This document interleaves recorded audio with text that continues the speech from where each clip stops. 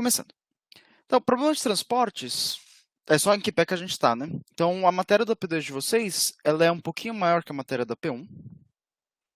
Então, na P1, vocês tiveram alguns tópicos. É uma estrutura de bolinhas que eu gosto de fazer. Para P1, vocês primeiro aprenderam modelagem. Para modelagem, vocês vieram método gráfico. E precisava da modelagem para fazer o método gráfico.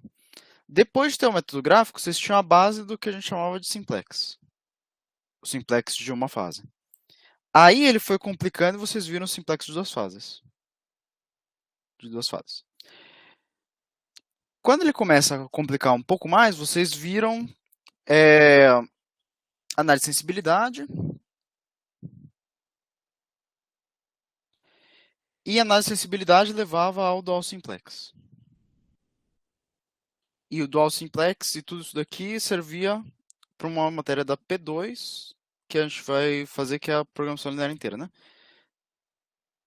Inteira mista ou só inteira? Ou binária. Então, o que era a grande dificuldade da P1? A dificuldade da P1 era que todos esses assuntos faziam parte de uma cadeia só. Então, se você perdesse uma aula ou não entendesse direito algum conceito, destruiu tudo para frente. Fica muito difícil de recuperar. Então, a P1, por mais que ela fosse menos matéria, ela é muito mais difícil do que o conteúdo da P2. O conteúdo da P2, ele tem 3 ou 4 arcos. O primeiro arco é o de programação linear inteira, né? Então, eu deixei ele para semana que vem justamente porque, como ele tem uns pré-requisitos, é legal que a gente já tenha funcionando bem que a gente mate o que vai mais fácil primeiro, né? E que vocês já tiveram. Então, matéria da P2 tem 3 ou 4 frentes. Uma delas é essa daqui. A outra é transportes. E transportes é quase desconexo dessa parte. Ele usa alguns conceitinhos que eu vou falar hoje, mas ele é quase desconexo. Então, tem o arco de transportes. E vai ter um arco de grafos, que vocês têm. Geralmente é uma questão de prova, que deve valer uns 3 pontos. Que é um problema de fluxo máximo, né? Então, são problemas de fluxo em redes. E o legal é que essas 3 frentes elas são quase independentes. Então, você consegue aprender uma sem necessariamente ter que ter prestado muita atenção nas outras 20 aulas que precediam o curso. Então, a gente vai começar no mais fácil desse, que é o problema de transportes. Depois, semana que vem, a gente passa para esse daqui. Por fim, a gente vê grafos que deve bater em quando vocês estiverem acabando esse conteúdo. Agora que vocês ainda perderam uma aula, ainda deve atrasar ainda um pouquinho mais, mas deve coincidir mais ou menos. E aí, a quarta frente, que a gente não sabe ainda se cai na prova ou não, é a frente de tópicos complementares, né? Que são as programações não lineares, né? Então, programação não linear e as heurísticas.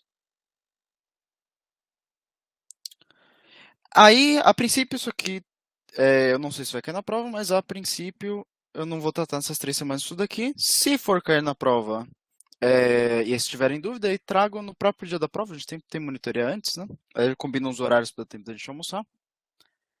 Mas, a princípio, o que a gente está vendo é isso daqui. Em termos do que eu vou fazer agora, vocês podem mandar mensagem por aqui ou falar, não tem problema. A mensagem, para mim, tá mais fácil ainda, porque eu estou com o computador na minha frente e isso aqui que vocês estão vendo eu desenhar é um tablet que fica do lado. Então, não tem problema, eu consigo ver em tempo real sem maiores transtornos.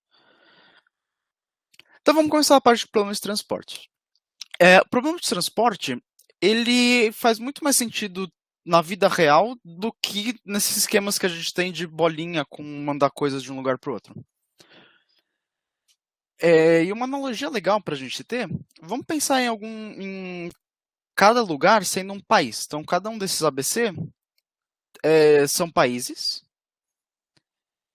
E esses países estão mandando isso daqui para outros lugares. Então, interprete como se fossem outros 3 países também. Então, eu tenho um país, pode colocar um na América do Sul, pode colocar um na América do Norte, um na Europa.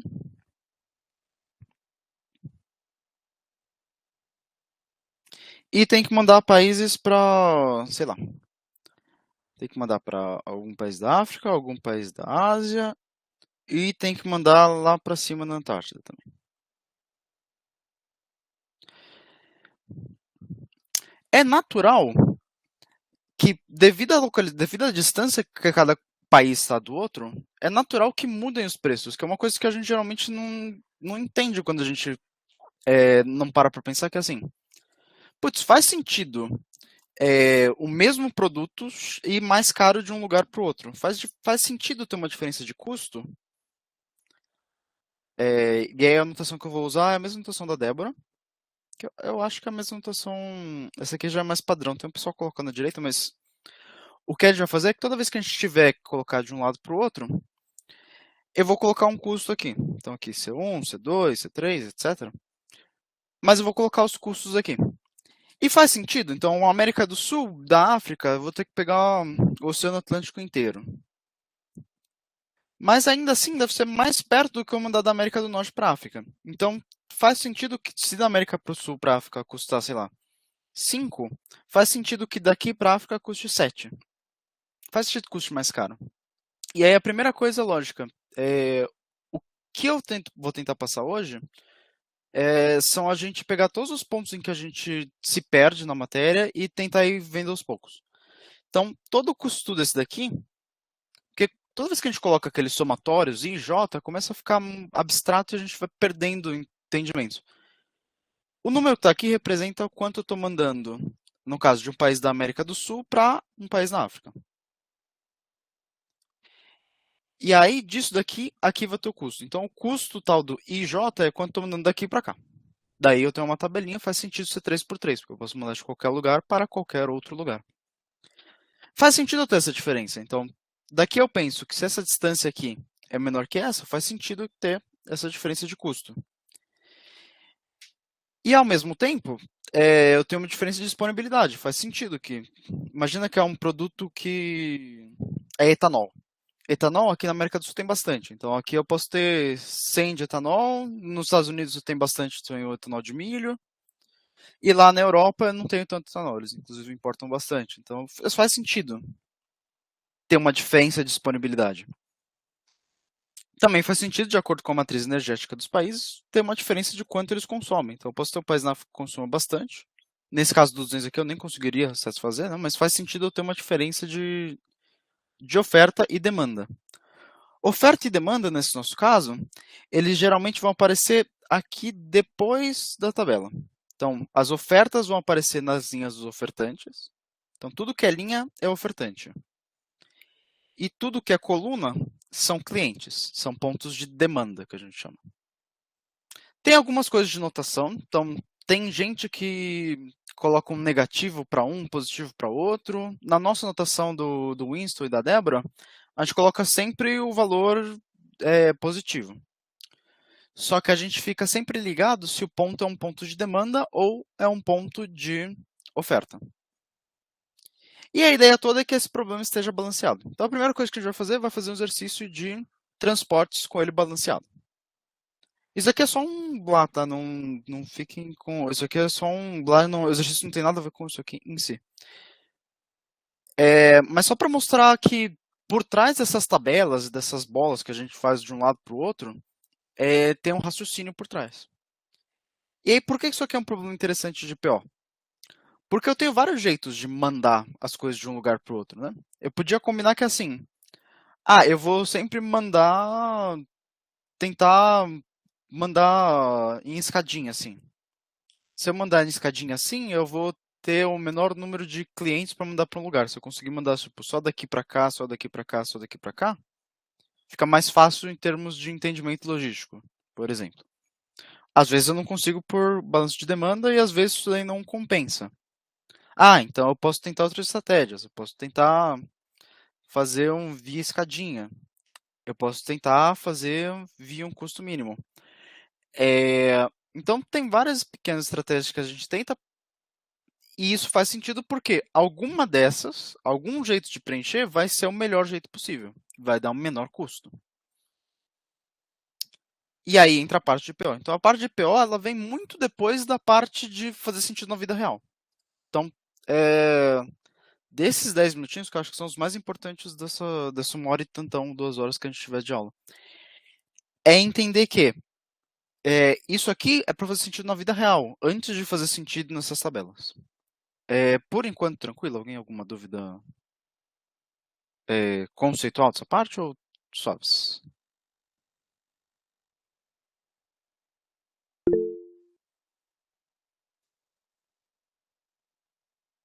Tranquilo. Se alguém tiver dúvida, interrompe, gente. Esse é um bom momento para vocês aprenderem. É um bom momento para vocês tirarem dúvidas sem muito medo de falar com alguém. Mas passando. Então, o que a gente vai fazer? Vou começar primeiro fazendo problema de transporte balanceado. Aqui. Eu vou manter assim, senão eu perco o Meet. Vai ficar um pouquinho pequeno para vocês, mas pelo que eu estou vendo aqui da minha tela, até que dá para ler bem. Então, aqui eu vou ter um problema de transporte do jeito. Então, precisa dar uma contextualizada. Pensa que é aquele mesmo caso lá de transporte de etanol. Eu tenho 3 pontos de origem, então eu posso mandar do país K, do país L ou do país M. E eu tenho que mandar para os outros 3 países, país P, Q e R. Cada um desses países que são ofertantes tem em azul uma quantidade de oferta, e essa soma dá 700. E cada país que é demanda tem uma quantidade de demanda, que no caso também soma 700. Então, a primeira coisa que a gente vai ver no problema de transportes, a gente só sabe resolver quando ele está balanceado. Então, primeiro vamos ensinar ele balanceado, depois a gente vai ver como é que a gente faz para transformar alguma coisa que está errada em uma coisa balanceada. E aqui eu tenho em cada uma das flechas, eu tenho um determinado custo. Então, custa 2 para transportar uma unidade de K para P. Custa 5 para transportar de K para Q e assim por diante. Então, vou ter. De dúvida desse material. Esse material aqui, vou passar para vocês, provavelmente, quando chegar mais perto da prova. Ainda estou acabando ele. Mas ele vai ficar igual ao material que vocês estudaram para P1. Ele fica como um resumão de exercícios feitos, né? Então, aí eu passo e eu não consigo passar ele antes para vocês, porque eu estou usando a aula de agora para ver se tem algum erro de conta. Então, se tiver algum erro de conta, vocês me apontam, eu corrijo e mando ele certinho para vocês. Igual a gente fez para P1. Então, primeiro passo, a gente quer montar uma tabela, e essa tabela tem que conter as informações. Como é que eu faço daqui para cá? E aí, isso aqui é a parte que tem que ser meio automática, né? Cada ponto de oferta vai virar uma linha de oferta. Cada ponto de demanda vai virar uma coluna. Eu coloco os valores das setas dentro das minhas caixinhas daqui. Então, dentro das minhas caixinhas. Deixo um espaço bastante grande no meio aqui para que eu consiga escrever outras coisas. Coloco a oferta. Então, aqui é correspondente à oferta. Pensa sempre que linha bate com linha. E coluna bate com coluna. Então, a coluna vai bater com a coluna daqui. E aqui é importante ter certeza que está balanceado, né? Então é bom conferir. Se não conferiu em cima, confira aqui para ver se está balanceado. E aí, esse tipo de problema, ele é feito em 3 etapas. E aí vai valer tanto para ele quanto se a gente for falar de problema de transporte, né? Transbordo. A primeira etapa é uma solução inicial.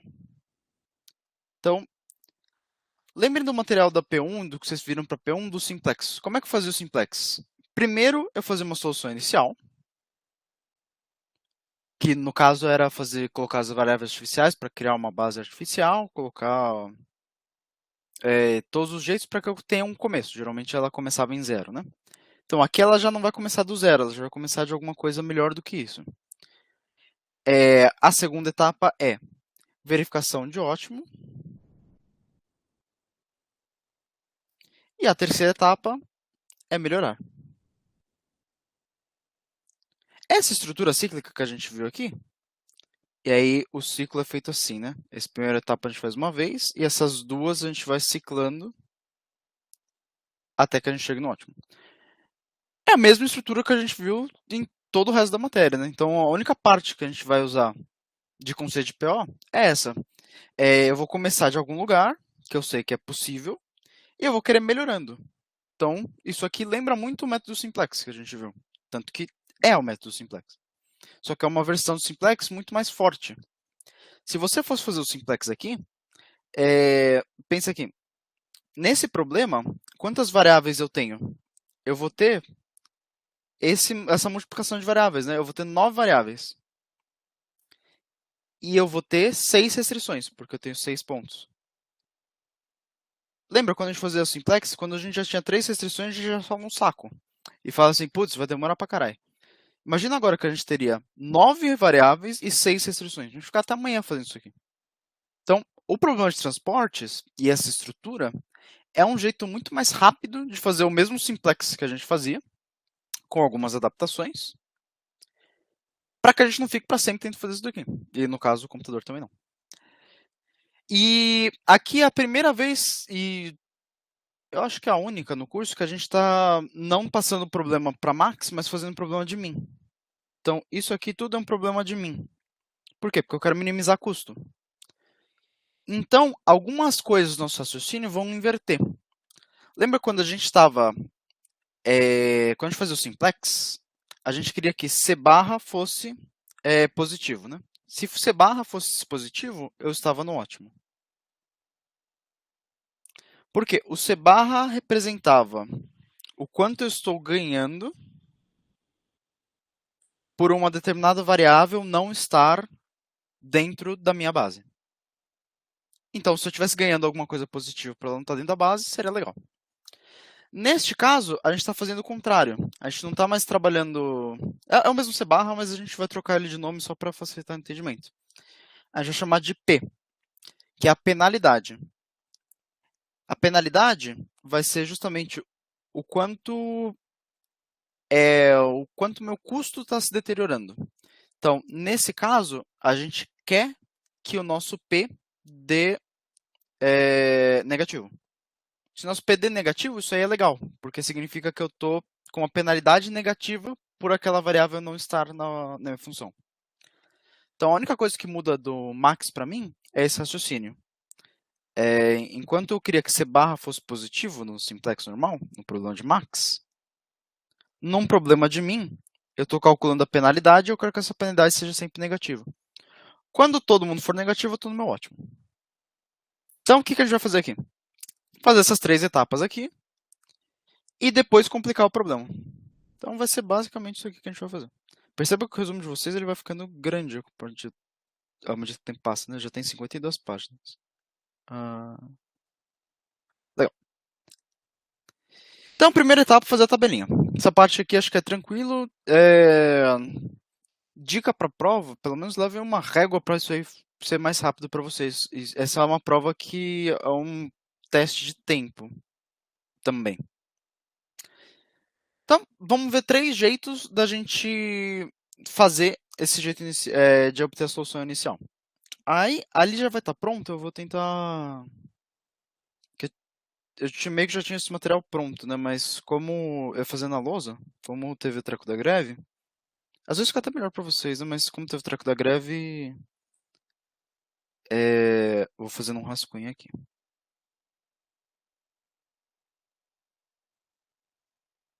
Então vou trazer aqui só para a gente fazer em rascunho e depois mostrar ele pronto.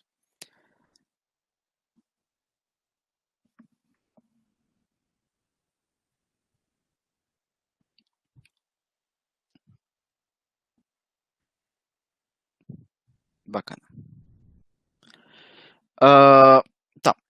Eu tenho 3 métodos para fazer uma solução inicial. Qual a ideia? É que alguns desses métodos vão ser fáceis, só que vão dar uma solução porcaria. Alguns vão ser difíceis e dar uma solução boa, e alguns vão estar no meio do caminho. É importante saber os 3? Pode ser importante porque, primeiro, a questão de prova pode pedir um método específico, então é legal que a gente saiba os 3. Mas é legal saber que, por exemplo, imagina que eu fiz as outras questões da prova, cheguei aqui e está difícil de fazer essa daqui. Eu tenho um método mais rápido que vai dar pelo menos alguma coisa feita. Então, se eu fizer, pelo menos eu vou ganhar uma fração de nota. Ah, mas e se eu tiver mais tempo? Ah, se eu tiver mais tempo, vale a pena você investir num método que é mais chatinho, mas vai te dar uma solução melhor e vai chegar no ótimo. Então, você vai fazer o problema inteiro mais rápido. Então, é legal a gente passar os 3.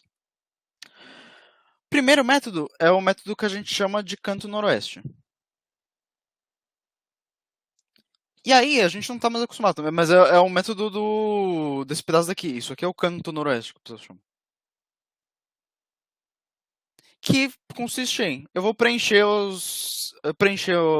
a minha tabela, sendo que eu quero sempre procurar fazer com a pessoa mais em cima esquerda possível. Simples assim. Como é que eu faço para preencher e o que representa o preencher? Preencher significa alocar de um país para outro, alguma coisa. Então, se eu for preencher, e aí o método do canto noroeste, eu vou querer começar do canto superior esquerdo. Eu tenho uma célula vazia aqui. Eu vou alocar. Quanto eu vou colocar nessa célula daqui? Eu vou colocar o máximo que eu consigo. Então, ele precisa de 200 e eu posso mandar 300. Ué, se eu mandar 100, você vai virar e falar, putz, você podia ter feito melhor. Se eu mandar 300, vai dar pau, porque ele só quer 200. Então, o máximo que eu posso mandar vai ser 200. Da onde é que veio esse 200? A um rigor. E aí aqui é mais um dos pedaços que a gente se perde na matéria. Ele é o menor valor entre este e este. Só que quando a gente começa a colocar, ele é o min de demanda I, vírgula, oferta J, começa a complicar a nossa vida. Então, não se baseiem tanto no termo técnico assim. Faz sentido, que se ele só receber 200 eu posso mudar 300, eu vou mudar 200 e acabou. Cada etapa de preenchimento vai zerar uma e exatamente uma coluna sempre. Esse é um pedaço importante. Toda vez que eu fizer esse processo, independentemente de ser o método que for, eu vou sempre o que a gente chama de PO meio que eliminar, né? A gente vai eliminar uma fila. Uma fila é ou uma coluna ou uma linha. Nos casos aqui fica mais simples, né? Porque qual que elimina? Elimina que chegou em zero. Se as duas chegarem em zero, aí eu vou fazer de um jeito meio artificial para eliminar só uma ainda assim. Fazendo isso, eu consigo garantir. Acho que a gente está gravando. Acho que a gente está gravando a monitoria. Acho que a Sara tá gravando e depois ela disponibiliza. A gente consegue fazer com que um dos zeros vire um zero especial e a gente só elimina um deles no meio do nosso processo. Então, aqui, beleza. O 200 vira 0, o 300 vira 100. E eu eliminei essa coluna P. Ou seja, eu não posso mais alocar aqui, porque eu não tenho mais para alocar. Médio do canto noroeste, vou continuando. Então, quem é o mais esquerda para cima? Esse cara daqui. Posso colocar entre 100 e 400. Quanto eu vou pôr? 100. Aí esse aqui zera e esse aqui vai para 300. Zerei o quê? Zerei essa linha. Então aqui não vem mais. Canto noroeste, quem é o mais em cima esquerda? É esse daqui. Posso colocar entre 200 e 300. Vou colocar 200. Quando eu faço isso aqui vai para 100 e aqui vai para 0. Beleza, zerei. Zerei, então eu não posso ter mais nessa linha. Aqui está eliminado. Venho aqui e tento no canto mais noroeste. Entre 100 e 200, vou colocar 100. Coloca 100, este cara zera, este cara vira 100. E aí, vem no canto. E aqui eu zeraria alguém, né? Eu zeraria aqui. Mas perceba que esse zerar aqui não vai acontecer nada. Então, na minha penúltima etapa, vai começando a ficar um pouco nebuloso. Mas, assim, isso aí vem justamente do que? Porque a última etapa vai zerar dois ao mesmo tempo, né? Então, a penúltima etapa fica um pouco esquisita por causa disso. Mas aqui não dá muito estranhamento porque, assim, não tem como errar, né? Tipo, não tem como eu colocar outro valor aqui senão 100. Senão não faz sentido acabar o problema. Então, no final, na etapa final, a regra só vai ter um jeito de acabar, e esse jeito que vai acabar vai zerar ao mesmo tempo a linhas e colunas. O resultado é interessante. Percebe que a gente tem 3 linhas, 3 colunas. 3 mais 3, 6. E de valores preenchidos, a gente tem 1, 2, 3, 4, 5. A gente tem sempre m mais n menos 1 valores preenchidos. Então, a nossa base ela vai sempre ter m mais n menos 1. O que eu vou tentar fazer para vocês é fazer de um jeito que a gente sempre tenha esses valores daqui. O problema de preencher no aleluia é tipo, não, eu não preciso aprender esse negócio, eu vou preencher no aleluia e é nóis. é que às vezes você vai ter menos do que esse valor aqui. E aí você vai ter que transformar alguma célula que tá vazia, você vai ter que transformar num zero. Porém, não é toda que você pode transformar num zero. Quando você transforma alguma num zero e não toma cuidado, o seu problema vai ficar zoado. Ele não vai ser resolvido. Qual que é a regra no caso de dar pau? Então, fui lá, preenchi na prova, fiz de algum método, deu pau. Onde é que eu ponho meu zero?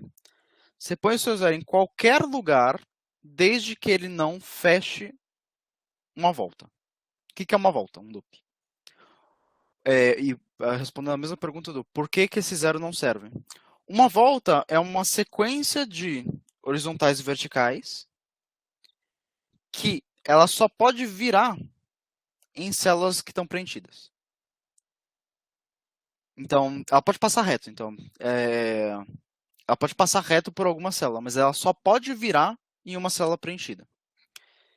Se ela forma um loop, você não pode colocar o zero da base nele. Obrigatoriamente, não pode ser o zero daqui. Outro exemplo de zero que não pode ser é se eu colocasse ele aqui. Se eu colocasse um zero aqui em cima, ele ia fazer um outro loop. Esses loops, a ideia é, eles... Deu uma atualizada aqui, deu um travadinho na internet aqui. Acho que dá pra ver. Ele não pode ser colocado aqui porque ele configura outro loop. Perceba que o loop passou reto por uma célula, essa de 200, mas isso não importa. O que importa é, o loop ele só virou em células que estavam preenchidas. É assim que a gente vai achar um loop no futuro, mas quando a gente vai colocar o zero a mais, a gente tem que tomar cuidado para isso não acontecer. Mas o que eu vou tentar passar é um método que a gente não vai precisar se preocupar com isso e ficar preocupado em como é que eu coloco o zero. Isso aí vai complicando o exercício aos poucos. Deixa eu fechar isso aqui. Isso aqui é outra matéria também. Beleza. Então aqui eu já fiz o mesmo método aqui do Canto Noroeste.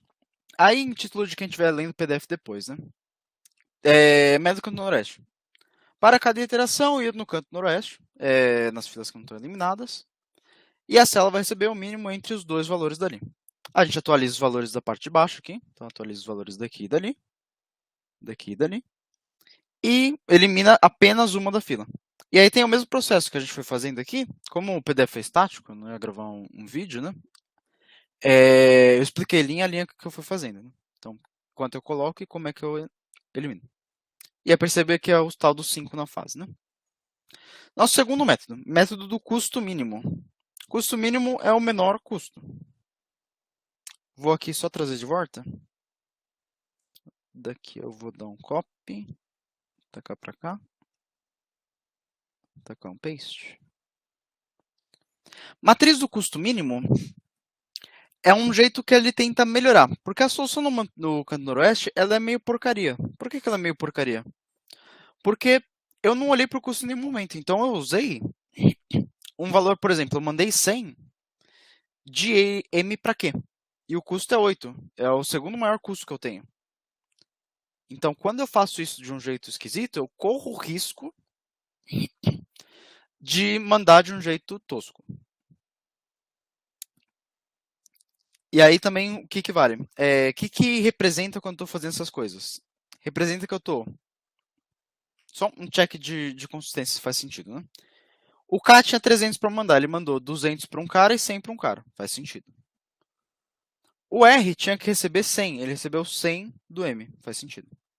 O Q tinha que receber 400, ele recebeu 100, 200, 200, soma 400. Percebe que quando a gente preenche esses valores, a gente está preenchendo justamente de uma maneira tal que isso aqui vai mandando. O meu afeto dá umas travadinhas, então se eu começar a falar e parecer que eu estou digitando, mas não mudar coisa na tela, vocês dão uma paciência. Então, só para a gente entender, o método do custo mínimo é, eu vou em cada interação olhar, dentre as células que não estão eliminadas, quem tem o menor custo. Então, nesse caso, eu começo com as 9 células. Quem tem o menor custo? O 2. Venho no 2 e coloco quem? Coloco o maior valor que eu puder. Qual o maior valor que eu puder? 200. Aqui zero, aqui vai para 100. Quando eu zerei aqui, eliminei aqui. Legal. Quem é meu menor custo agora? Ah, é o 3, né? E aí empatou. Tem 2 lugares com 3. O que eu faço? Eu vou tentar colocar... E aí perceba, aí muda, tem vários tipos de lógica, né? Às vezes alguém fala que quero escolher arbitrário, eu vou adotar um critério que é: eu vou tentar colocar o máximo possível. Se eu fosse colocar nesse do meio, eu ia colocar 200, né? Que esse é o menor entre 200 e 400. E se eu fosse colocar aqui, eu ia colocar só 100. Como 100 é menos que 200, eu vou usar essa célula aqui do 3. Então, eu vou colocar o 200 aqui. Aí eu vou zerar aqui vai virar 200. Zerei e eliminei esse cara. Quem é o menor agora? Ah, agora é o outro 3. Ah, beleza, então nem importou. Aí eu coloco 100 aqui, 0 aqui e aqui fica 100.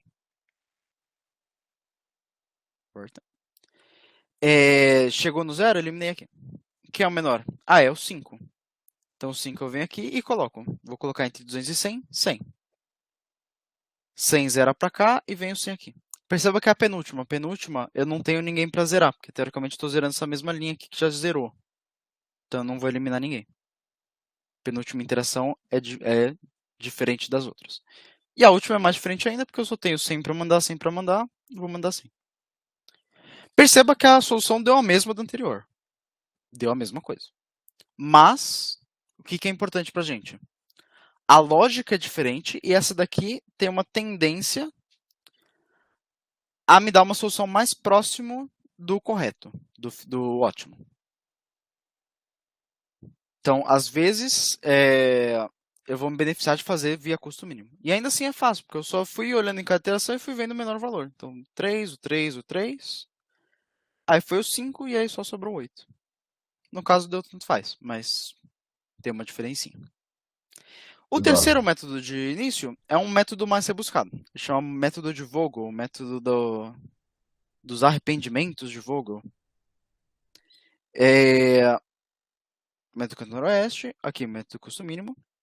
Então aqui, a cada etapa na célula não eliminada e não preenchida com menor custo, fazer atualizações. Se der empate, eu vou onde eu posso colocar mais, preencher a mesma coisa. Aí, beleza. Mesma discussão que eu estou fazendo, tentei colocar no PDF, né? Porque eu coloquei um com 3 e não o outro. Deixa eu voltar para cá. Naquele momento, eu acho que eu não tenho backs. Naquele momento, eu estava entre colocar... eu já tinha colocado 200, né? E aí volta pra cá, pra cá, pra cá, pra cá. Daqui a pouco, inclusive, eu vou apagar tudo, né? Peraí. Eu já tinha alocado o daqui. Como é uma foto, eu posso apagar por cima aqui que ele volta, né? Então, a primeira coisa, eu coloquei o 200 aqui, né? 200 veio aqui, zerou. Foi aqui. E aqui virou 100. Deixa eu me dar só com outra dúvida. O método custo mínimo rola empate final entre oferta e demanda? Não, os dois sempre vai... Na etapa final sempre vai coincidir, né? Etapa final, porque ele está balanceado. Todos os métodos eles vão coincidir. Deixa eu só voltar aos poucos do empate, né? Aqui os dois têm 3. Se eu fosse alocar aqui no triângulo versus quadrado, o triângulo eu ia alocar o mínimo entre 400 e 200. Por quê? Porque eu ricocheteia para os dois lados aqui, é 400 e 200. E no quadrado, eu ia colocar o mínimo entre 100 e 200. Por quê? Porque ricocheteia e vem para cá e para cá. Como esse cara é 200 e esse cara é 100, eu procurei colocar o 200 antes. Beleza? E aí, enquanto isso, a outra dúvida. Método custo mínimo rola empate final entre oferta e demanda. Ainda não rolou empates. A única vez que rolou empate, na última interação sempre vai zerar as duas ao mesmo tempo, né, na última etapa. Mas não, a ideia é que se você coloca o maior, imagina que a gente está minimizando o custo, né?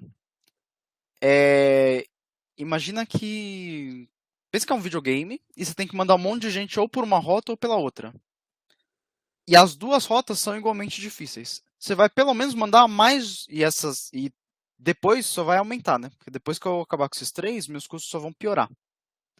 Então a ideia é, enquanto a rota ainda está quase suave, eu vou mandar o máximo de gente possível. Então por isso que eu vou tentar sempre alocar o máximo possível dentro desse negócio dos mínimos custos. Então eu vou sempre tentar colocar, já que a rota é atualmente a mais fácil que eu tenho, eu vou tentar colocar o máximo de gente possível. Por isso que eu vou pegar o maior desses dois.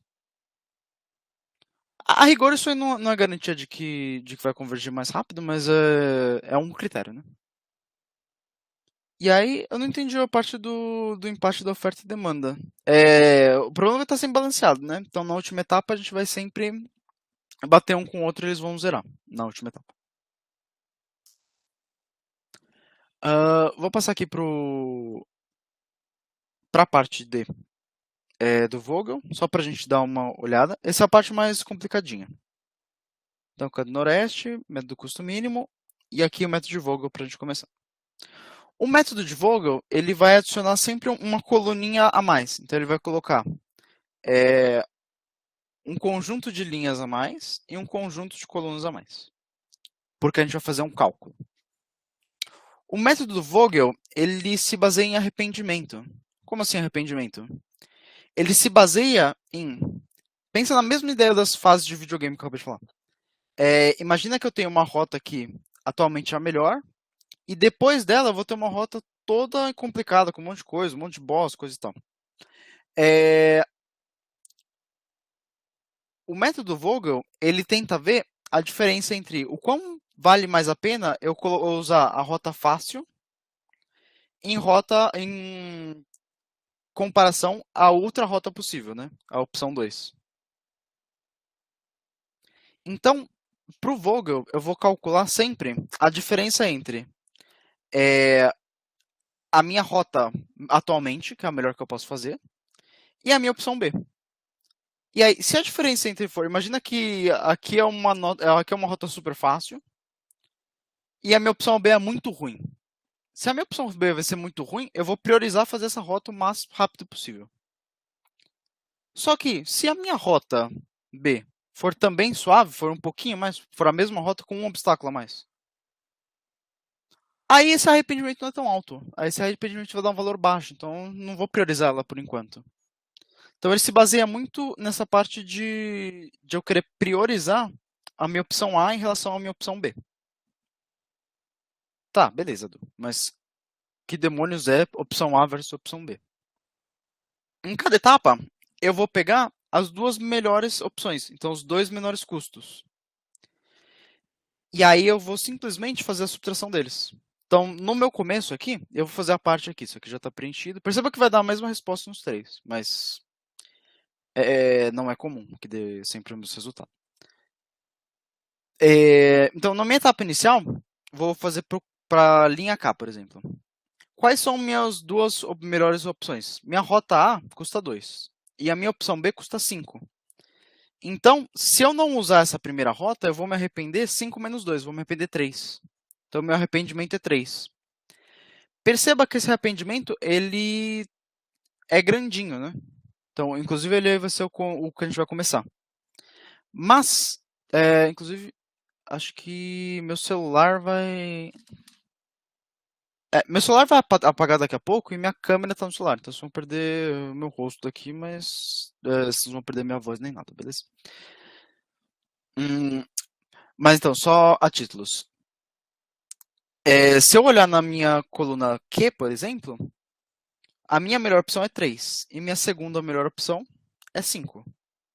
De 3 para 5 eu ia me arrepender só 2. Então eu me arrependo menos. Então eu ia começar onde o meu arrependimento é maior, que no caso seria o 2. E aí o empate aí nesse caso vai ser mais arbitrário. Eu vou procurar no empate colocar no menor custo. Então se empatar entre os dois, vou fazer no menor custo. Deixa eu mostrar a parte só como faz, porque isso daqui é o que dá um pouquinho mais de dúvida. Então, vou vir para cá para o novo. Venho o colo. Aqui a gente vai ganhar mais umas coluninhas, né? Então eu vou colocar ele bem de lado. Vou dar uma chuchadinha pro lado aqui. Então aqui a gente vai ganhar as colunas de Vogel e as linhas de Vogel.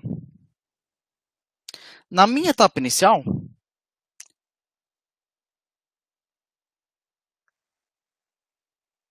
eu vou calcular para todo mundo, porque ninguém está eliminado por enquanto. Então, na minha etapa inicial, vou calcular para cada um. Então, para P. Para P, os dois menores são 2 e 4. Meu vogel vale 2. Para Q, é 5 e 3, vai valer 2. Para R, é 6 e 3, vai valer 3.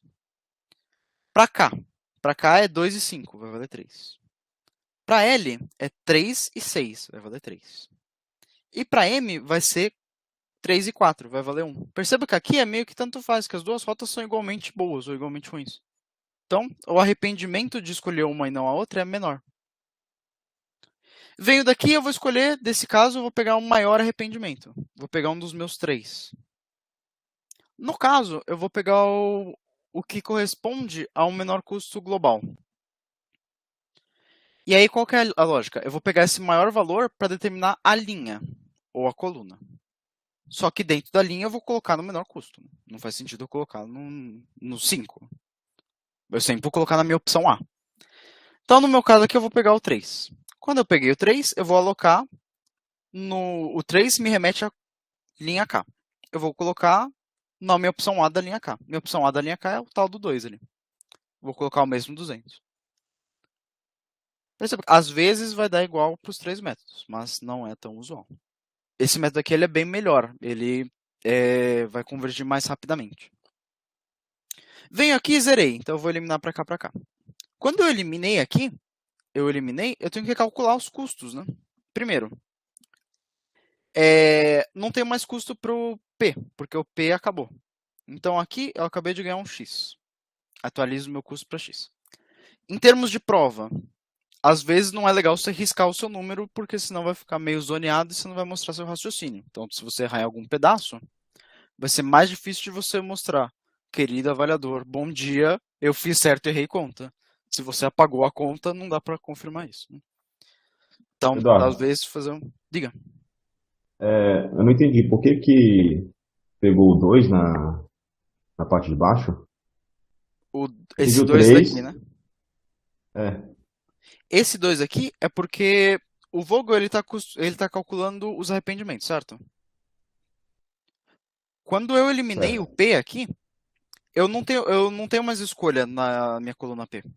Como acabou minha escolha, eu venho aqui e não preciso mais calcular. Porque acabaram as escolhas, né? Eu não vou mais mexer no P. Então, toda coluna que eu elimino, eu coloco o X do lado porque eu não preciso mais calcular. É um jeito de ganhar tempo. Porque eu não tenho mais primeira Tá, opção e segunda opção. Eu não tenho mais nenhuma opção. mas por que que escolheu a linha K e a coluna P? Essa que foi minha dúvida. Ah, tá. Então, ó, vamos lá. A gente tinha algumas opções de 3, certo? A gente tinha 3 opções de 3. Certo. Isso. Aí, dentre as opções de 3, eu fui ver. Ah, lembra, o 3 ele só vai me determinar qual é a fila. Então, esse 3 ele tem a ver com a linha K. Então, se eu for usar esse daqui, eu ia na linha K pegar o de menor custo, que é essa célula daqui. Se fosse nessa daqui, eu colocar nesta daqui. Por quê? Porque essa daqui me remete à linha L e o menor custo entre esses 3 caras seria o dali. E nessa daqui, o menor custo é esse de 3. Aqui. Aí eu olhei para esses 3 candidatos em laranja. Dentre esses 3 candidatos de laranja, um deles tinha custo menor que o outro. E aí eu usei isso aí de critério. Ah, entendi, Você entendi. poderia ter usado de critério maior alocação.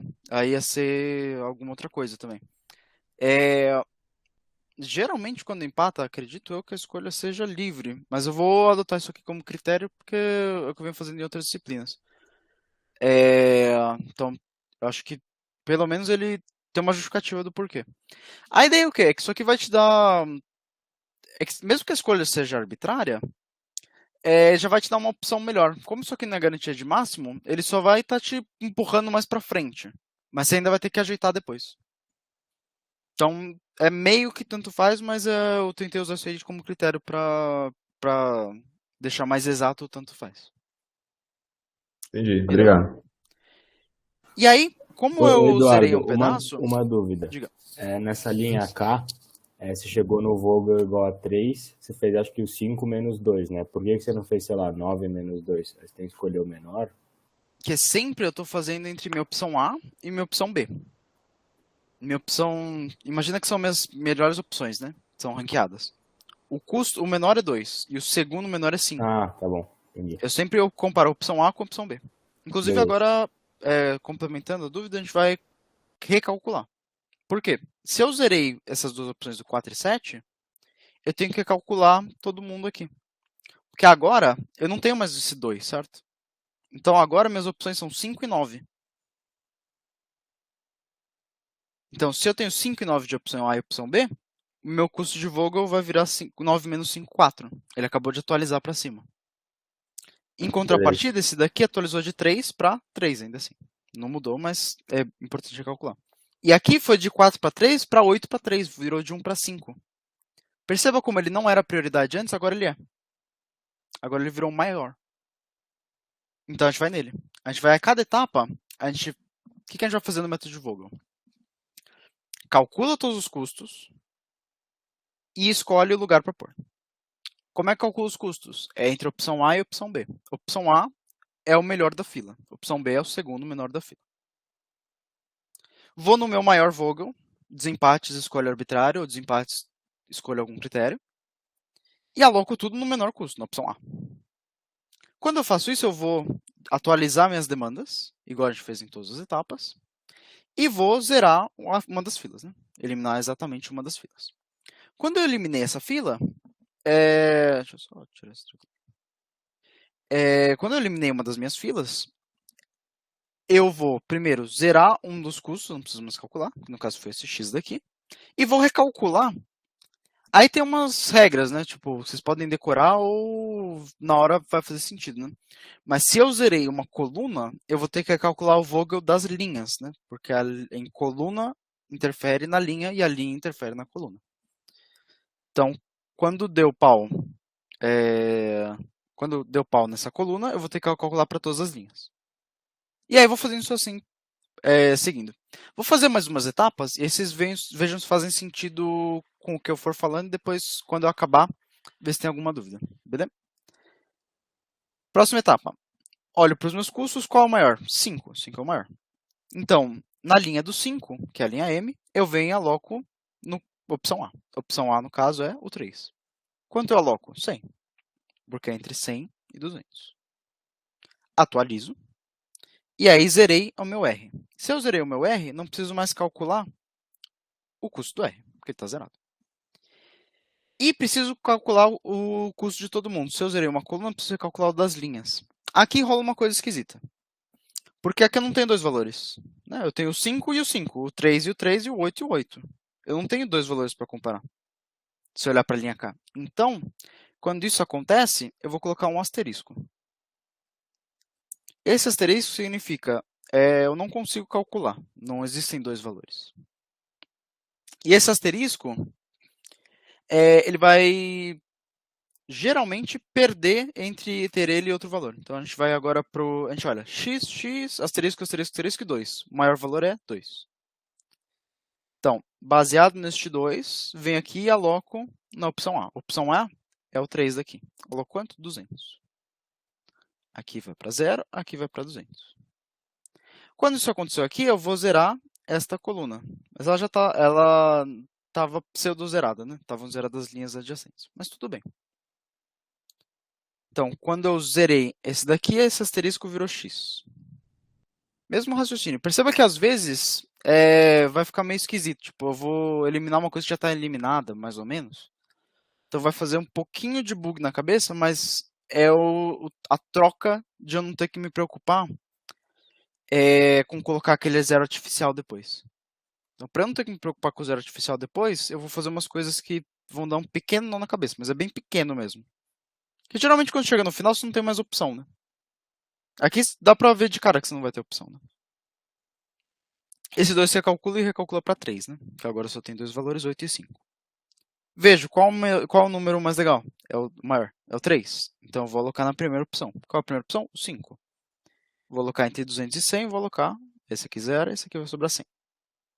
Vai alocar 100. Acabei de zerar esta linha. Ah, mas ela já estava zerada. Ah, mas tudo bem. Acabei de zerar essa linha.